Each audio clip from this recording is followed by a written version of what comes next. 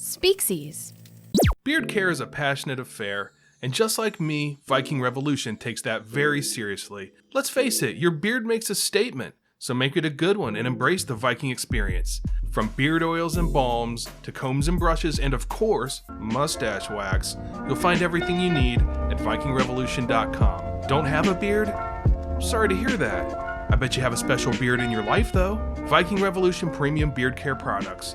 You deserve the best, and so does your beard.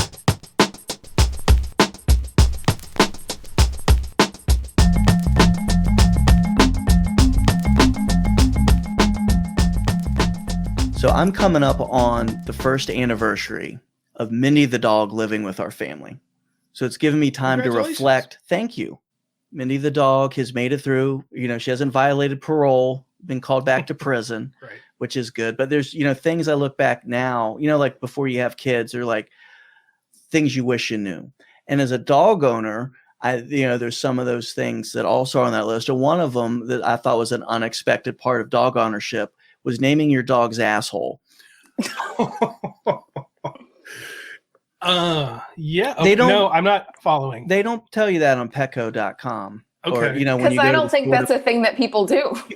Well, for us it is. So we've noticed, as with our dog, Mindy the dog, we have to chart her going to the bathroom, and we look for certain signs and tells that the dog gives us. And one of them is we call it the wink. But we realized that we got tired of saying, Mindy's butthole is winking at us. Oh. We needed another way to say it. So my family, we don't see a challenge and let it keep us down. We overcome it. So we decided to name it. So we're big Dolly Parton fans. So we named it Jolene. I know. Because that's a good song. We don't want to Jolene is great song, but then why you need to pick a terrible name to name your dog's butthole, not a great song by a wonderful woman. Well, it's a compliment to Dolly Parton, but at the same time, it's not like one of the characters, the better characters in her songs. We had to disparage anybody. I think disparaging Jolene's probably. You could have named it after like a Nickelback song, something like that. But we like Mindy the dog, so we want to put some care and thought into naming her BH. So it's Jolene. So if you're ever at my house and you hear Jolene's winking again, or Jolene's talking to us right now, or Mindy, move Jolene off that part of the carpet. You have some insight into my life. I think we just got some insight into your life. Yeah. Because I don't know that I know I've never named my dog's butthole before. All right. Well, on that note, welcome to Origin of Species. My name is Scott. I'm here as always with my good friend Steve. And that voice you heard, you may have recognized from past episodes. That is Lauren Bingo Knowles. Lauren, welcome back. Oh, thanks for having me back. It's really good to see you guys. I wish we could do this in person, but times are different. Me too. It's good to have you back. We always love when you're on the show. Right. I think last time we did the Bury the Hatchet and Totem Pole episode. We learned a lot. So it's always good stuff when Lauren's here with us. We're going to learn new things, just as you've learned more about dog ownership. Maybe I'll have some more dog ownership, kind of factoids to share with you guys as we go through, as I get close to Mindy's 1 year at our home. So the theme of this episode has to do with washing and cleaning and mm-hmm. Yes. I was going to say, just so you guys may not know this about me, but cleaning and organizing is like my favorite pastime. And like that, this ended up being like a cleaning themed episode, just like made my week. Well, this was Lauren's idea. This was your idea. So congratulations on that. This is probably the most Scott and I will think about cleaning the entire week. I never understand that when people say how much they like to clean. It doesn't resonate with me. If you've ever spent too much time around me, you're probably not surprised. But I did take a shower today. But back in the day, and actually we were talking before the show about how great it is to be able to shower whenever you want now, because you never leave the house. At least that's me. Sometimes there's the afternoon shower, right? But there's hardly ever the get up early in the morning shower. No.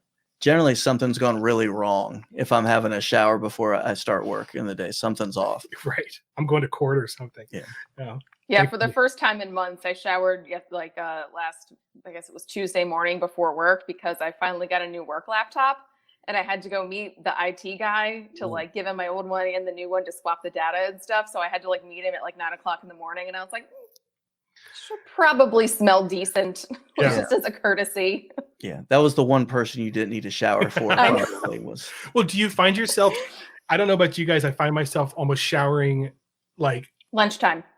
Yeah, lunchtime's a good one, but like for reasons I wouldn't have before, right? Because it's I'm not going anywhere, but it's like, you know what? I'm getting ready to go to the grocery store. Let me get showered up. Maybe pull a cologne on. Like, why? Because what else am I going to shower for? That's my big move is grocery store, get nice and fresh. Sometimes you just have to make sure you still make yourself feel pretty. Definitely. I know that's you gotta know it's still in you to do it. Like that's right. I can clean up nice.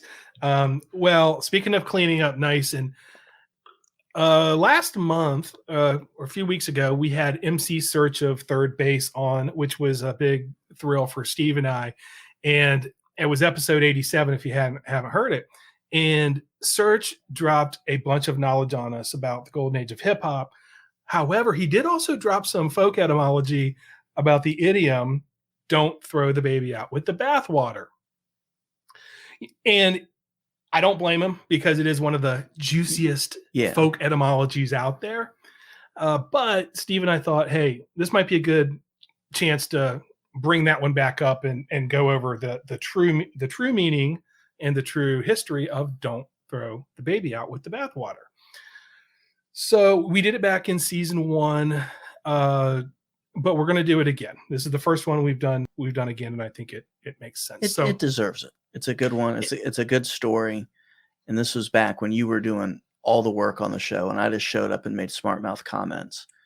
And now what I do is I start the show by talking about my dog's BH and then make smart mouth comments. So I feel like I've really grown they can demonstrate my growth also. Yes.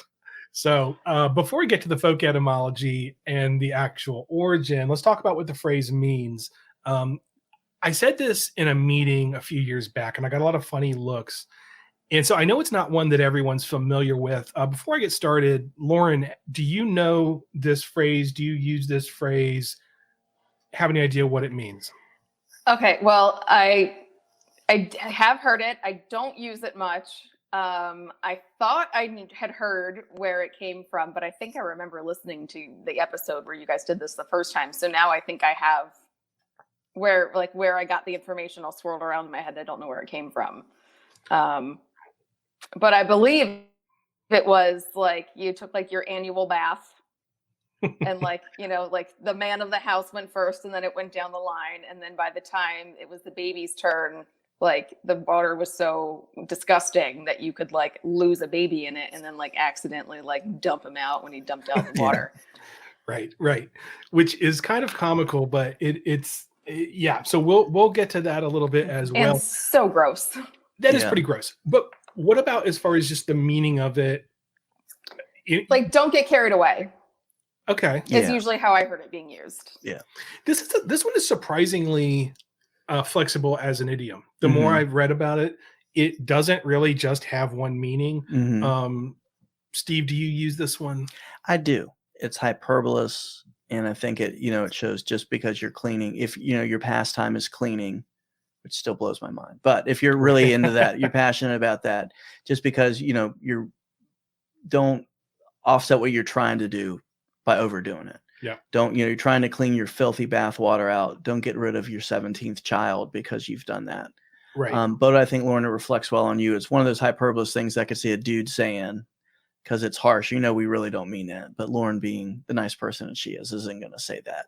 Even harming a baby hyperbolisly is not. Oh yeah, I got a dirty look at like how dare you? And I'm saying no, you don't throw the baby out with the bathwater. I didn't say throw the baby out. Goodness. So according to the Cambridge Dictionary, good dictionary, it means to remove something good in the bid of getting rid of something bad, getting rid of something valuable while trying to get rid of something considered worth. That doesn't even make sense, but that's what it said. To get rid of something that is worth something, I guess. Michael Quinion says it eloquently as usual. He said, like all proverbs, it contains good advice, which is in your haste to discard something unpleasant or undesirable, don't throw away something worth keeping. And that's the best way I've heard it used, but people use it in different ways and it's fine. So as I mentioned, this one is one of those big folk etymologies that, you find it on a bunch of websites as gospel fact. That's what this means. And that's why you need to listen to our show, because we debunk. We always get to the bottom of it. And then we bunk. And then we bunk when need be. Yeah. So I would like to check in with Quora guy, or in this case, Quora girl. Hashtag diversity. Yeah. It's women doing it for themselves here down Quora. And I will name names here. This is Katie Valencia. So this is what Katie says, as if you don't know the website Quora, they purport to answer questions. That's like their whole deal. And when somebody said, what does "don't throw the baby out with the bathwater" mean? This was what she said. The origin of the saying, these make me laugh. I don't think they make anybody else laugh, but they make me laugh because of the way they're written. You ready? She said, see, back then there was no hot water heaters, nor running water. And then in parentheses, plumbing. So thanks. Thank you for that clarification. Yeah. People used to have to haul water from the lake or river and then heat it up on the wood stove to get it hot. And then there's a huge picture of a wood stove, in case you weren't sure what that looked like. You should put a picture of a well, because apparently she's not aware what that looks like. Your only options were river or lake. Right, there's no well. Yeah. So you're going to go to the lake, and then you're going to put it into a whatever hot water. First, use your divining rod to locate a water source. Yeah. Right. And then she's like, water, it's the wet stuff that you would back then drink. So it says now, so back to her. Now, since it was such a huge feat to finally get a tub large enough for an adult filled with hot water, the whole family just used the same bath water. So mother and father bathed first. And she doesn't make it clear if they do it together or if it's one after the other. But I guess if they fit or not, that's the determination. Well, this was back in the proverbial day, so they probably could fit because they're so emaciated from lack of food. Bed bugs. Then from the oldest to the youngest, leaving the baby for very last. Since people back then didn't bathe for days, even many weeks at a time, they were really dirty come bath time. Families were large, so by the time the baby got to bathe, the water had become pretty murky from all that grime, and you could no longer see through it. Again, there was no plumbing back then, so they just threw the water out of either an open window or door. Like, how does she know? But anyway, since the water was so murky, this is my favorite part, you couldn't see the baby. And then in parentheses, except, of course, for the head sticking out. So I would hope, because otherwise that means the baby is drowning. Right. But I love the idea that, like, the water's so murky. She's like, granted, the baby's head is sticking out, but you could just miss it. There's a head-shaped lump, but that can't be my child. So I'm just going to pitch this out. Right. So knowing that you probably couldn't see the baby, they would say, don't throw the baby out with the bathwater. So, this is why you don't go to Quora to ever have a question answered. And once again, I will still wonder if these people are serious or not when they answer these. That's an obviously fake name. That's like the lady version of Ron Mexico. Katie Valencia. Katie Valencia. That's not a real name. So there you go. True to form, Quora is wrong. And don't go to Quora for answers. Steve, by the way, do you happen to remember the country of origin for the phrase, don't throw the baby out with the bathwater? I want to say it was our good friends Germany. That is and correct. Maybe it's my 25% German heritage that calls up. But that German heritage was offset by other heritage because I'm not a very good cleaner. But my wife, who is more German than me, she actually takes cleaning as a pastime. Like if she could, she would. So according to AncestryDNA.com, I'm actually 59% German. 59%. Yes. Interesting. So 50% I get. Where is the winner? We'll do that. We'll do an etymology of your ancestry later. Figure out how that 9% came from. That's just fun to me that it's 9%. No, 59%. 59%. Yeah. So I am mostly German. How the heck does that work? I don't understand anything. Like, I don't understand how phones work. I don't understand how most things work. But one of the things that most blows my mind is how you can like swab your cheek and then come back and you're like, you're 59.5% German, you're 12.5% Polish. Like, and they update it regularly, so your percentages change a little bit. Apparently there's videos or articles or something on their website that explain like how they get that data, but I don't know if I'm ready to sit down and try to comprehend that. Yeah. You need to finish that giant glass of red wine. I do. Think about time and space again. You'll figure it out. It'll come back. It'll be a vortex that'll open up on her camera, and we'll once see you the finish answer to that everything. wine, it's going to be 59% Irish. Yeah. So we're going to go back to worldwide words now that we've escaped crazy corner, if you will. So as Steve said, the phrase began life in the German language, and it's still actually a popular phrase in Germany. And in German, it's das Kind mit dem Bad Oscheten. Something like that. The first known example is in a satire from 1512 by Thomas Murner with the title Nara. I don't know. I can't say the German. But you couldn't say it back on episode 20. I couldn't say it back in the old episode either. But the title translates to Appeal to Fools. Yeah, and it sounds awful when you hear it in German. There's a lot of consonants. It's very grating. It's one word. It's Narrenbeschwörung. It's a lot of consonants, as Steve said. And then it's got that little umlaut over the top, which I hate to admit, but here goes. I have no idea what that's supposed to do. It makes it look cool, like in Motley Crue. No, it extends like the U sound. Oh, is that what it is? Yeah. It's over an O. So that extend the O over an O? Then that I'm not sure about. That ain't. If she was 61% German, she would know. But that's right. So anyway, a religious writer named Sebastian Frank published a book of Proverbs called Sprichwörter, which does sound delicious, but it's actually a book of Proverbs. In 1541, he illustrated the principle of don't throw the baby out with the bathwater, or kind mit dem with an example of an old horse being sent to the knacker's yard, but omitting to take its valuable saddle and bridle off first. So I've got a couple thoughts. One is, I found it really interesting that we have maligned the infamous Life in the 1500s email quite often on this show, as it should be. But this actually is one that did spring from life in the 1500s.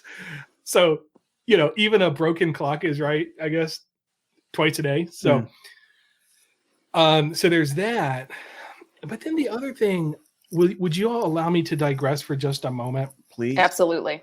I don't know if you caught that, but as I read that, and that came from, again, using worldwide words, you may have heard me say knacker's yard. And I wondered what that was, so I looked that up. And again, the Cambridge Dictionary says that a knacker's yard, this is spelled Knacker's, knacker's yard. So possessive. Yes. Okay. It is the yard of the knacker, that the knacker, whatever. Anyway, whatever. So we'll get to this word here. And as I said, what the heck is that? And according to the Cambridge Dictionary, it's a place where old or injured horses are killed, which makes sense in the context of this guy's example, which is you send an old horse to the knacker's yard, but you don't take its valuable saddle and bridle off first. Right.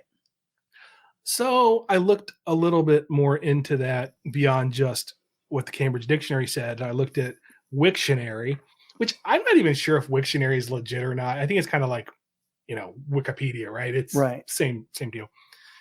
And a knacker's yard is an area of a slaughterhouse where carcasses unfit for human consumption or other purposes are rendered down to produce useful materials such as glue. So I had to look this up, because then I started thinking, does glue come from horses? What do you guys think? So one of the many things I've watched on Netflix during this time is Repair Shop, a British show.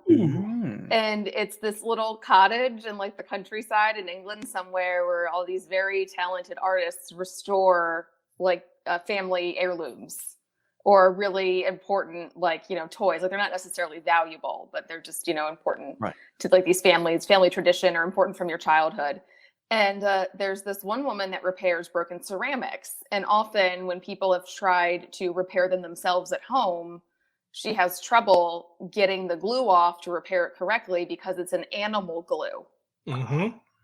So yes, Ah. apparently there are animal glues. And also there's a lady that restores oil paintings. And she makes her own glue out of like fish bladders or something that she boils down and makes this glue and then dries it into sheets that's like clear that you can like use to patch holes in paintings. Yeah. So yeah, I guess there are lots of sources for animal glue. Yeah, you're absolutely right. So yes, glue does or did come from horses among other animals. And it's actually fascinating what you just said, because that's what I learned, was that it used to be the norm, right? Where you could use the collagen from the bones of animals as glue. It's less common now. So like Elmer's glue specifically has come out hard saying we don't use animals Anymore. Even though there's like a goat on the bottle. I believe that's a cow, isn't it? Is it? It's Bessie. I don't know. It's an It animal. might be a goat. Is it a goat? I'm not sure. I think it was a cow. Do the Google. It doesn't matter. Yeah. Could our producer look that up while we're? But to what you said, I found this article called "The Truth About Horses and Glue" on helpfulhorsehints.com, which is actually kind of disturbing because they have like their logo is like this little cute horse that kind of looks like a My Little Pony, and then right under it, it's like the truth about horses and glue. And sure enough, they still use. You ready for this? Horses and cows. Cows more so now for things like furniture making, book binding, and kind of like what you were talking about, repairing things. I mean, this does still come from animals. And I also found out that horses and cows are now even transported to Mexico for this very purpose. So, sorry, this is kind of getting disturbing for our animal lovers out there. And we're way off track. But if you thought I was done with knackers, I'm not. There's one more thing.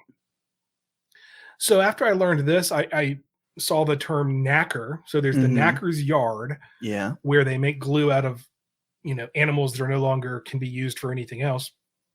And I was like, well, what the heck is a knacker? So a knacker is, well, not surprisingly, it's someone who slaughters and renders worn out livestock and sells their flesh, bone, and hides. But it's also someone that makes knickknacks. So a knack being a toy. So if you think about the term knickknack, is like a small toy. So basically, to bring it all the way back, you don't want to slaughter a horse without getting a few knickknacks out of it. Yeah. Just as you wouldn't want to throw away the baby with the filthy bathwater. And it also, actually, this something I just thought of. It reminds me of, did you guys ever read the old Laura Ingalls Wilder books, the Little House on the Prairie books? Yes. I don't read. What? You don't read? I'm so surprised. I never learned to read. You seem like a reader. I don't read much, no. Well, this wasn't in the show, but I remember in the first book, and I don't remember what it's called, that they make a toy out of the bladder of a pig. So they use a pig bladder as like a balloon, and they're out there like, so that would count as a knack or a knick-knack. So let me wrap this one up. Now that we got through the knick-knack and the knacker's yard stuff, I thought that was it was a rabbit trail, but interesting. So the German phrase that I've tried to say 6 times, it was around since the 1500s, but it didn't make its way into English until the 1800s. And one of the things, and I talked about this in the original episode, was it was a really hard one to translate. It was one that just did not convert very well. So the first time it was used, it appeared in English in 1849 by a Scottish historian, Thomas Carlyle. And he was very well informed about Germany. He included a translation of it in Fraser's magazine in December of 1849. And it was an article about the slave trade that was published as a pamphlet 4 years later. And what he said was, the Germans say, quote, "You must empty out the bathing tub, but not the baby along with it. Fling out your dirty water with all zeal and set it careening down the kennels, but try if you can keep the little child. Like, that's not a bad idea. Yeah. But then he says, but the way he's using it, he says, how to abolish the abuses of slavery and save the precious thing in it. Alas, I do not pretend this is easy. So this guy, Thomas Carlyle, we talked about before, he's a little bit of a problematic figure, if you will. But he was also very influential. He wrote a lot about all sorts of historical things. He wrote about the French Revolution, which actually was the basis for A Tale of Two Cities by Dickens, which I found out this time looking into it. Which I haven't read. Me either. I read like one page of that when I was in middle school. It's sort of like a lot of the books you find over on my shelf. I'm good at reading one page of things and then going. I think we talked about this in another episode. That's like a power nap book for me. Like I will black out. But I know how that book starts because in an episode of Golden Girls, when Dorothy was substitute teaching, she kept a football player from playing in a very important game because his grades weren't good enough, but then she tutored him. But then he got hurt in that game and was in the hospital, and she came to visit him and then like read him The Tale of Two Cities. So I remember the first part. It was the best of times. It was the worst of times. It was the age of foolishness. It was the age of wisdom. And then Steve fell asleep. Yes, it's a great opening. And the only problem is there are about 10,000 more pages to that. But very, very nice for someone who doesn't read. But see, that's the benefit of watching Golden Girls, I guess. One of the many. Best show ever. So I'm not going to talk more about this guy because, frankly, it's kind of, he was known as being kind of progressive at the time because he's like, let's get rid of slavery, but like, let's actually not get rid of slavery. Let's just pay them, a little bit. Or we'll just leave it at the superficial level. That he wanted to get rid of slavery, and we'll just not look into anything else. He said, which probably wouldn't do too well. Yeah, don't go too far down the Thomas Carlyle road. So just again to wrap up, at that time, it didn't really make any impact on the English language. It was in that, he used the term because he understood it from the German because he knew German. He was well versed in German. Again, English speakers didn't start using it because, again, it just didn't make sense. Not until 1911. So many years later, George Bernard Shaw, the very famous playwright, used it many times. And the first time he used it was in the introduction to his play Getting Married in 1911, which, by the way, I'm sure that's also problematic, but we won't go down that rabbit hole either. And he used the phrase, do not empty the baby out with the bath. So from there on, it picked up steam as these things do. It still gets used all the time. If you do a quick Google News search, you'll see a ton of articles where this one is used to make a point. And like, for example, I found multiple articles which talked about defunding police, and it was don't throw the baby out with the bathwater, talking about, there's things we can do to make it better, but let's not completely overhaul and lose the good stuff that's there. So, so there you have it. That's the redo of Don't Throw the Baby Out with the Bathwater, and a little bit of horse and knick-knack trivia as well. And if I could add to that, Elmer's glue. Elmer is not a cow. He's a bull. He's the husband of Elsie the cow, who is owned by the boarding company. So Elsie the cow is that. And if Lauren owned a knackery that made toys, it would be the Knowles, Knackery, and Knacks. Lots of K-ins there. I found my new calling in life. I think so. It kind of makes sense though, because the last couple of months I've been working more with some teammates in the UK. So I picked up a lot of their slang or just their terms we don't use. And one of them always says when she's really tired or worn out, she always says she's knackered. Ooh. Well, so maybe that means, because that's what it means. The animal's worn out. They get sent to the knackery. Or she killed a horse earlier in the day. I hope it's not that. And now a joke from Barry Popick. I'm Barry Popick, and here's the joke. My wife complains I don't buy her flowers.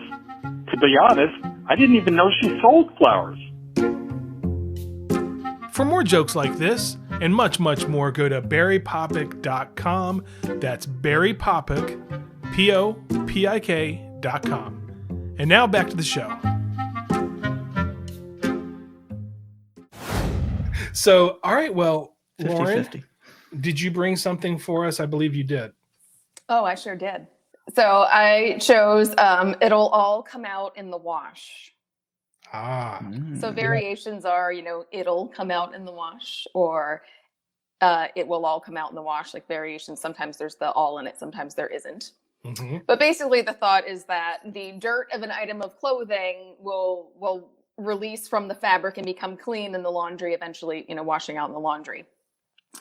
So, but people use it as, a problem's not serious, it'll sort itself out in the future, or the truth will come out in the future, or the problem will sort itself out over time, no need to worry about it now, or it'll all come right in the end. So speaking of books I don't read, the actual first form of this saying was in Don Quixote by Cervantes. Ooh. And actually, I have read that book. I feel like I got to get in there after being so proud about not reading. You should be, and Steve has did an episode based around that too. So I know, I feel like there's all these classic books I need to read, but I'll probably never do it. Just to be fair, okay, I don't necessarily read a lot of books. I do read a lot of articles and follow People a lot magazine. No, I do not read People magazine. Inspirational videos on Instagram. I don't read gossip magazines, but I do read a lot of articles on the internet from pretty decent sources. I just don't usually read books, and when I do read books, I maybe read 2 a year, because I pick stuff like The Coddling of the American Mind. I pick a bunch of nonfiction stuff with really heavy topics. So it takes me a while to get through them. It's probably better to read one solid nonfiction book than 20 James Patterson books. Right.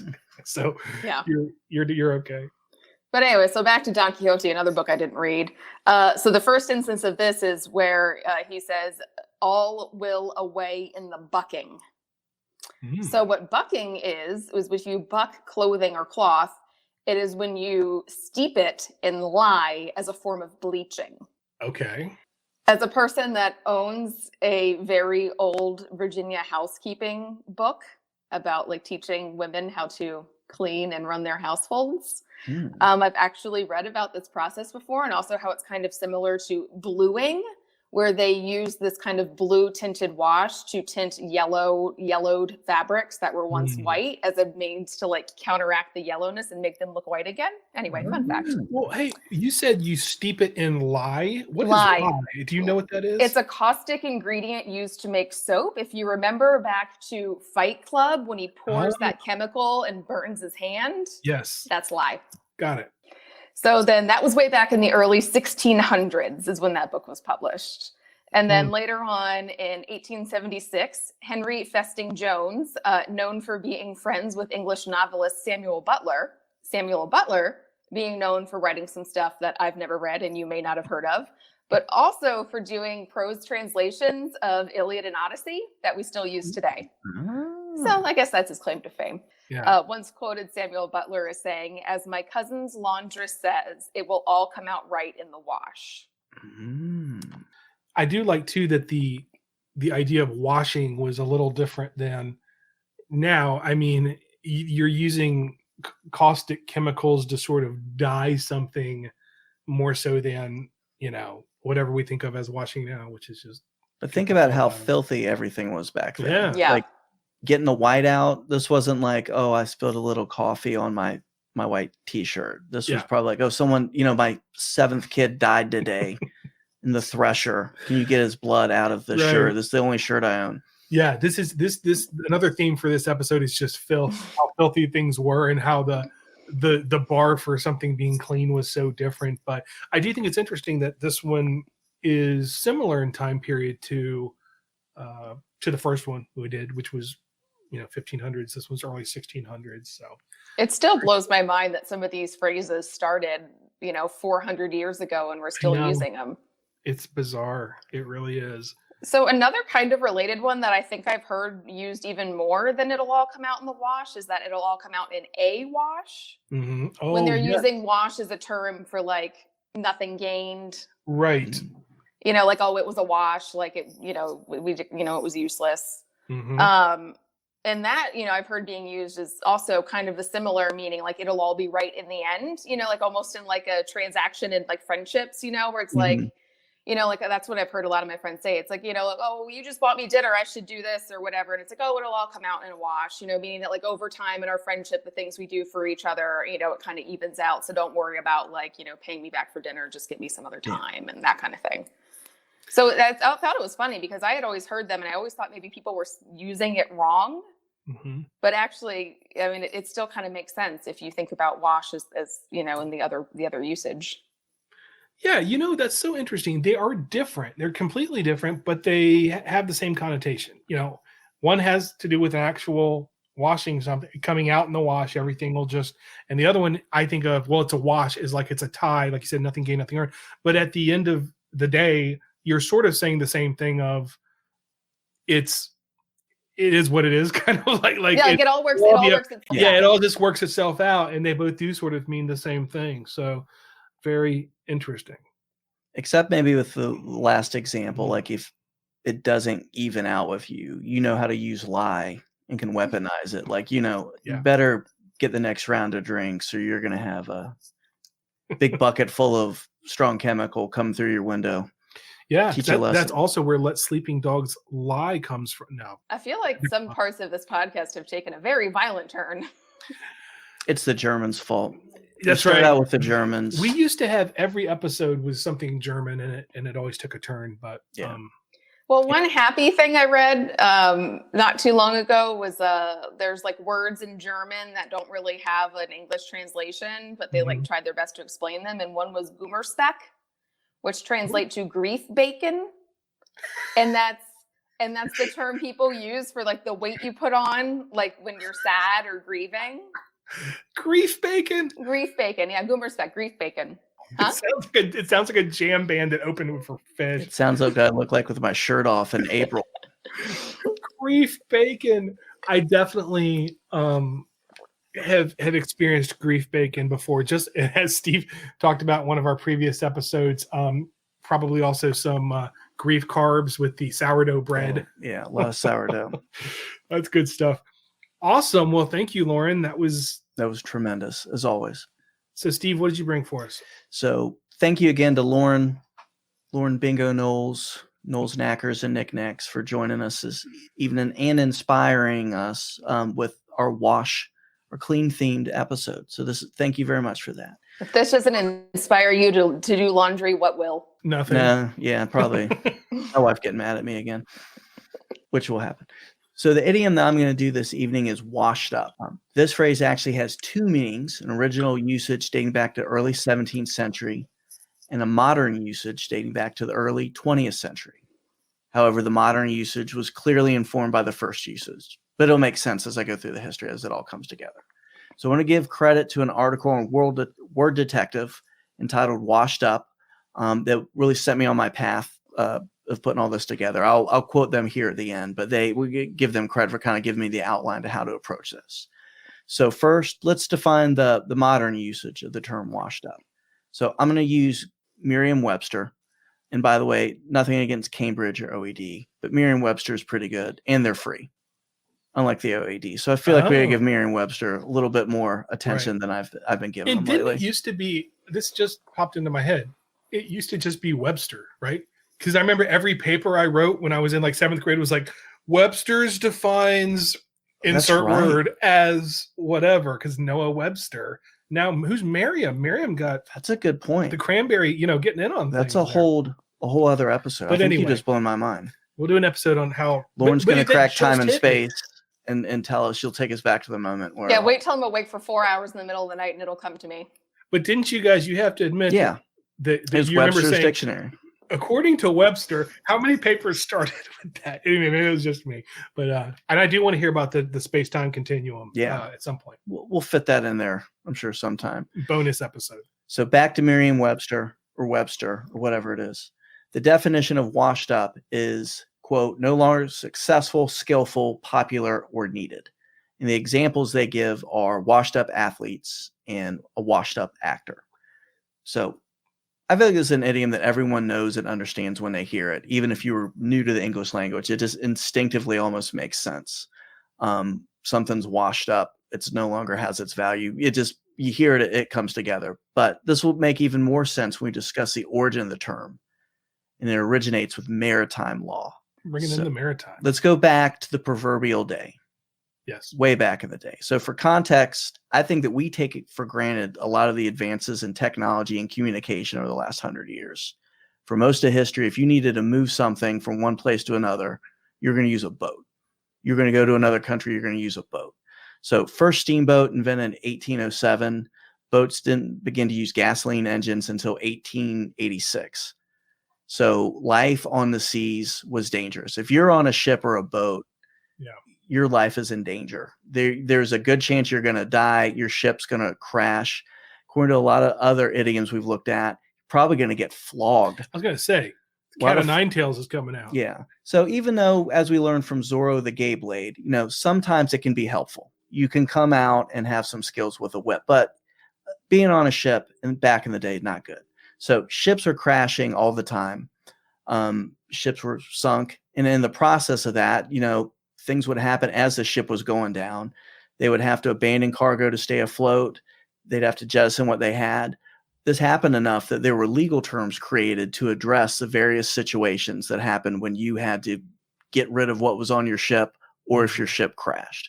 So back to Merriam-Webster, we're going to discuss some of the terms, legal terms that were created, maritime law, to address things that happen when your ship crashed. So first one we're going to look at is flotsam. Oh. Flotsam is floating wreckage of a ship or a cargo. You will all often hear it used with the term jetsam. Mm-hmm. Jetsam is cargo that is cast overboard to lighten the load before your ship crashes.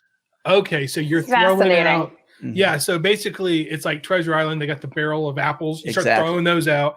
That's jetsam because you jettisoned it. Yeah. Flotsam is stuff that just which, and I did it also in this episode, and I've probably done it too many times to try to be funny, is say, that sounds like a band name.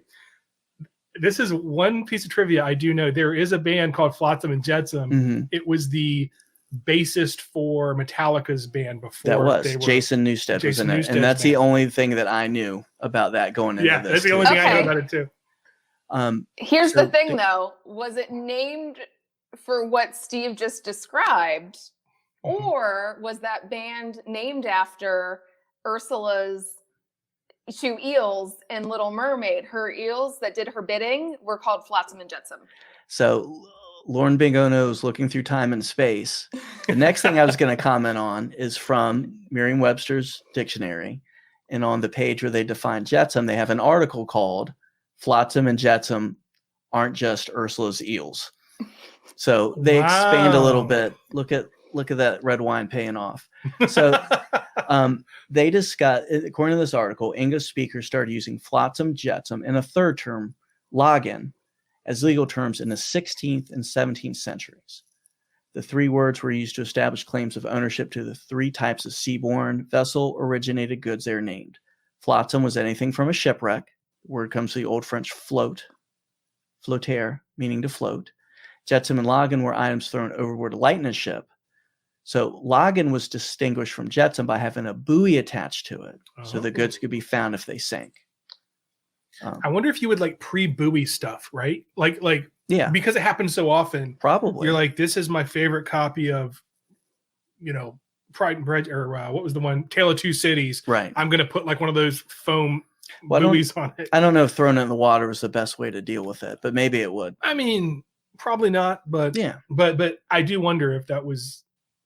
It is bizarre to think that that's how often this happened. Yeah. I mean, they had to have, it wasn't just, this is what happened to stuff that washed up on shore. There's different categories of it. But it was basically because you could have random people that are just like, hey, that's my copy of Tale of Two Cities. Nope. It's got my little buoy on it. Okay. Mm-hmm.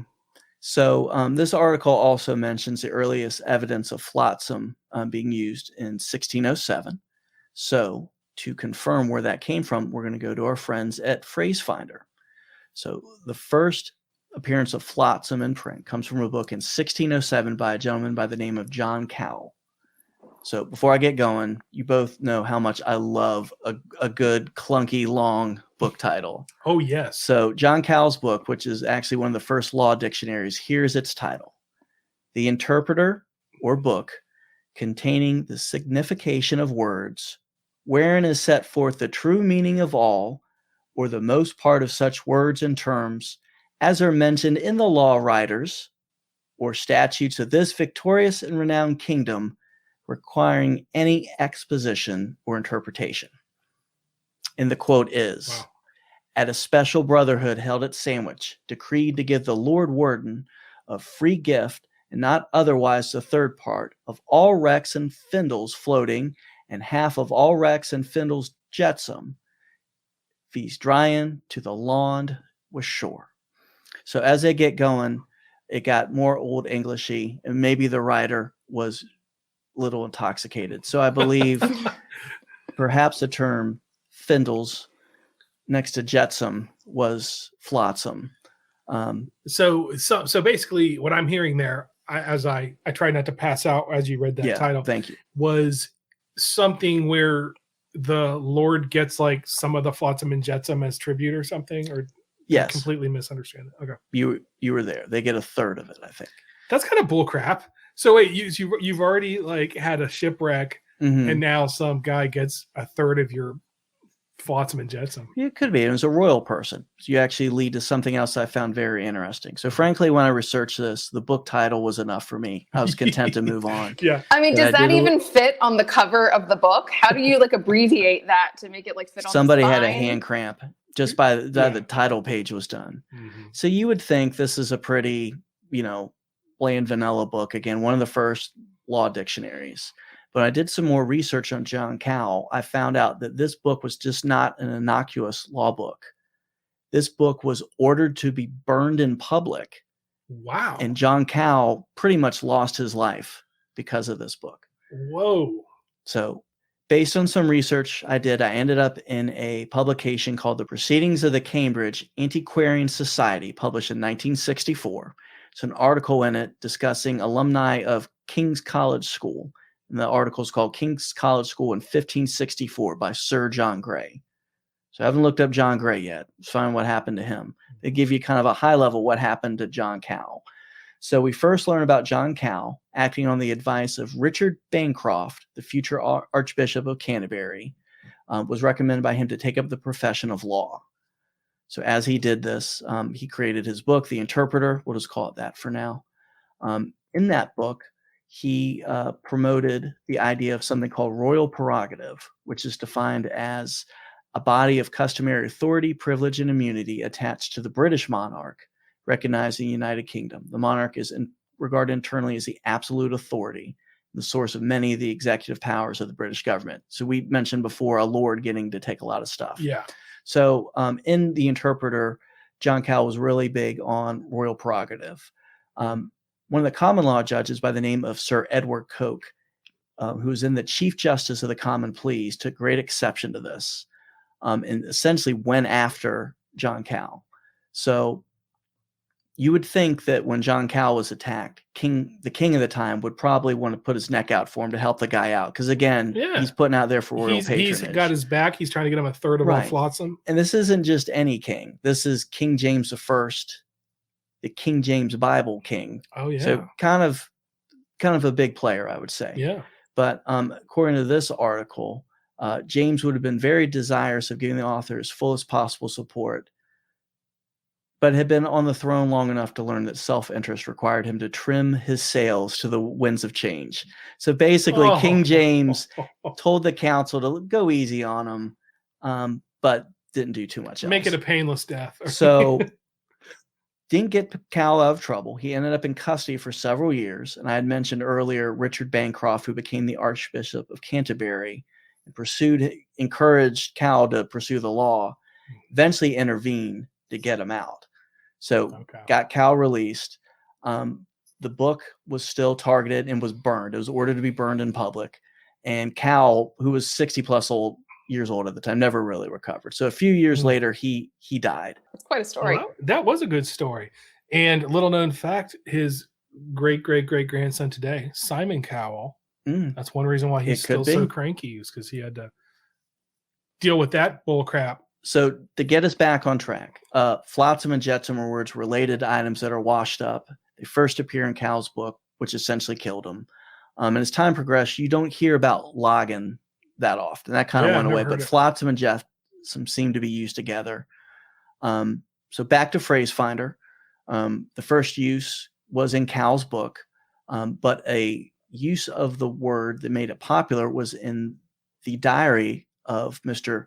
Sir Walter Scott, Oh, who, as not we for know, Walter. is not Sir Walter Raleigh. Well, when you said diary, I thought we were going to get some Samuel Pepys No. action. But And the quote is, "The goods and chattels of the inhabitants are all said to savor of flotsam and jetsam." So one last fact. I mentioned Edmund Coke was the man who went after John Cow, made his life a living hell. Edmund Coke is best known for persecuting Sir Walter Raleigh for treason. there's a tie to Sir Yeah. Walter Raleigh from Sir Walter Scott. Yeah, Well, this is a momentous occasion. it is. It's all coming together. So flotsam and jetsam, we're going to leave them behind. The terms are still around, but not really used for maritime law. It's mostly used to describe debris or wreckage, and often kind of metaphorically. Someone makes bad decisions in their lives and leaves flotsam in their wake. So you'll see a little bit of water, but it's pejorative terms, pardon me, for these things. So back to Word Detective, the article that inspired me, washed up. Wash up does indeed mean to be deposited on the shore of action of waves or the tide, as flotsam and jetsam frequently are. Washed up comes from the state of things that have literally been washed up on the shore.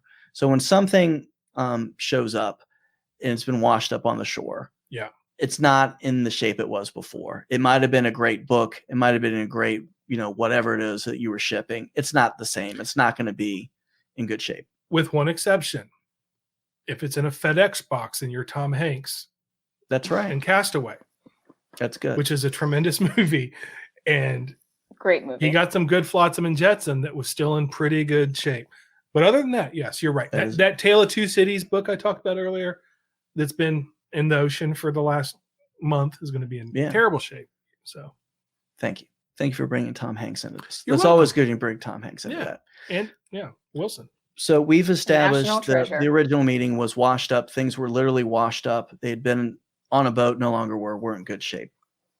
So going to the modern use, and again with Word Detective, the origin of washed up in the brilliant career, definitely over sense, is more benign. Washed up has been used as slang to finish up, to end since the 1920s. The original sense seems to have been washing up, cleaning one's hands and face after completing a job. And it became popular in a theater. So they quote, washed up all through for the night. And that's from the New York Times in 1923. But another citation, this one from the New York World in 1925, indicates wash up was also used in the sense to get rid of or to deep six an unpromising performer. So they give a quote there that someone would be at the end of the night, they would go and wash up to leave and wouldn't be on stage anymore. So it was implied that, as they washed up to leave, they were also done. So that's a completely different usage, but kind of means the same thing. Right. That's how that's very interesting. So the way I looked at it is it's inspired obviously from the first one, and it has a little bit of the double meaning that someone cleans up to leave. Yeah, but it's great because at a certain point, the whole shipwreck thing is not relevant anymore. So back then it would have made sense. You know, something's washed up. Well, you know what that means. It means it was in a shipwreck. It's no good anymore. But as time goes on, it's way less relevant, but you still know the term. Right. So you use it in that sense of, and once again, it gets back to theater folk being very hurtful and mean to people. So speaking of hurtful and mean to people, I do want to conclude with a resource I don't like to use, but in this case I will. Urban Dictionary. So I looked up washed up there just to see some examples that they had. So here's the top definition. Washed up, a person who was once great at something and is now a shell of his herself. And the examples they give, man, Tracy McGrady was so good 10 years ago. Now he's all washed up. Jerry Stackhouse was such a great player. It's all NBA player. Too bad he's just an old washed up fringe player now. Oh. So a couple more that they had. This is the number 2 definition. Washed up, something had at once its peak of greatness far too long ago and now is still being used, overplayed, and is still spoon-fed through the media, even though it's gotten extremely old, bland, worn out. It's just sad to see around. And here's the example. When is Korn going to quit churning out new albums? Korn in the entire new metal genre is washed up. When will they just ever let them die? So I'm glad we could go from Sir Walter Raleigh to a corn with a K. And I do have just one last one that I don't like, but I'm going to read it so I can defend this person. Washed up. Definition: Tyler Perry, a director who rehashes the same movie about a poor middle-class black family in really bad situations again and again. He is not remotely funny. And the example they give is, honey, you're washed up like Tyler Perry. And I want to call that one out to defend Tyler Perry. I take exception to that. Yeah, we like Tyler Perry. This is a hardworking dude. He's been a big inspiration on Werner Herzog. And I don't want to see him disparaged in this form. So, Urban Dictionary, you can pour it on corn with a K as much as you want, but leave Tyler Perry alone. I also want to point out that to be washed up, it also, you have to have been pretty awesome at one point to be called washed up. So in a weird way, like, I'm not going to say it's a compliment to be called washed up, but. And actually, that's a good way. The subtitle of the article from Word Detective is, remember kids, has been, will always be, never was. Ooh, yes. Ooh, yeah. Very true. Well, wow. And that's a quote from the Golden Girls. I don't think it was. It's a person that's watched every season multiple times. But it does remind me of the show The Surreal Life on VH1. Did you guys ever watch that? Oh, I did. That was the last reality show I admit to watching. They use the term washed up quite a bit on that show when they would Kato use it to Kaelin? describe themselves. Yes. Kato Kaelin, I believe, was on there. Yeah.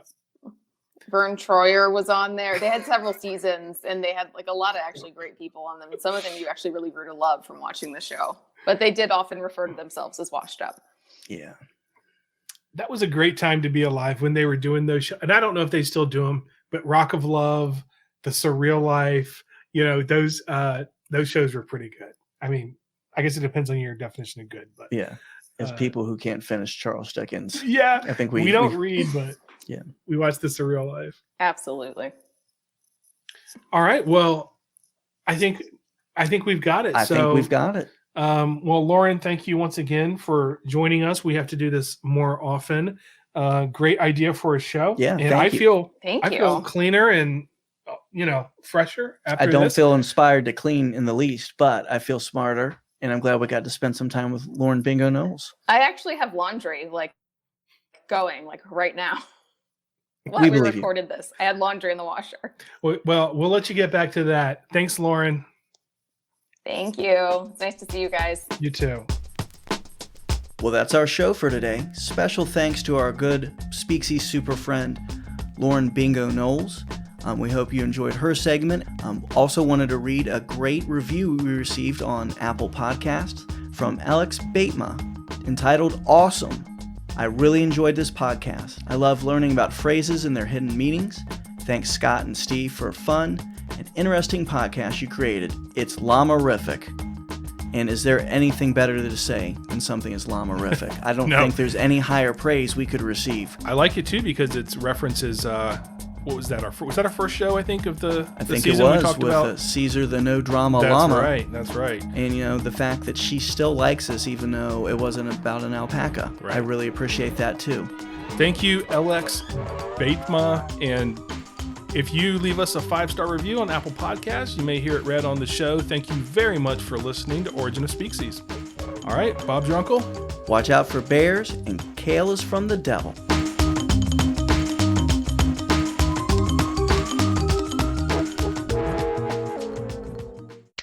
Species.